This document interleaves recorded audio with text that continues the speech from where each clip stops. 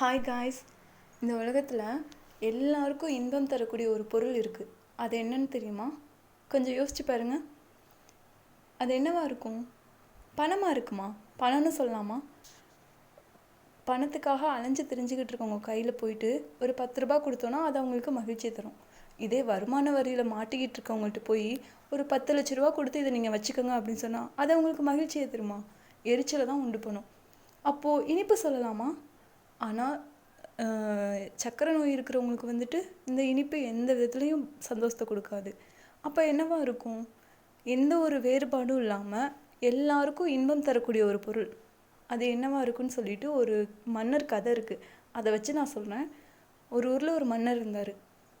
அவருக்கும் இதே டவுட் வருது. எல்லாருக்கும் இன்பம் தரக்கூடிய ஒரு பொருள் என்ன அப்படின்னு சொல்லிட்டு அதை ஊர் மக்கள்கிட்ட எல்லார்ட்டையும் கேட்குறாங்க. கரெக்டாக சொல்லிட்டாங்கன்னா 1000 பொற்காசுகள் தரேன்னு சொல்லிட்டாங்க. சரின்னு மக்கள் எல்லாம் ஆர்வமாக தீவிரமாக யோசித்து அந்த பொருள்லாம் எடுத்துகிட்டு போய் காட்சி மண்டபத்தில் வச்சுருங்க, மன்னர் பார்த்துட்டு பரிசளிப்பாருன்னு சொல்லிட்டாங்க. இவங்களும் போய் அதே மாதிரி பண்ணிடுறாங்க. மன்னர் வந்துட்டு அந்த காட்சி மண்டபத்துக்கு போய் ஒவ்வொரு பொருளையாக பார்க்க ஆரம்பிக்கிறாங்க. அங்கே ஃபஸ்ட்டு இருந்தது குயில். குயில் வந்துட்டு அதோட இசையை வந்து கேட்டோன்னா மனசுக்கு இன்பமாக இருக்கும் அப்படின்னு சொல்கிறது கரெக்டு தான். ஆனால் காது கேட்க முடியாதவங்களுக்கு இதனால எந்த பயனும் இல்லை. சரின்னு இது சரியாக இருக்காது அப்படின்ட்டு அடுத்ததுக்கு போகிறாங்க. அங்கே அடுத்து பார்க்குறது வந்துட்டு மயில்.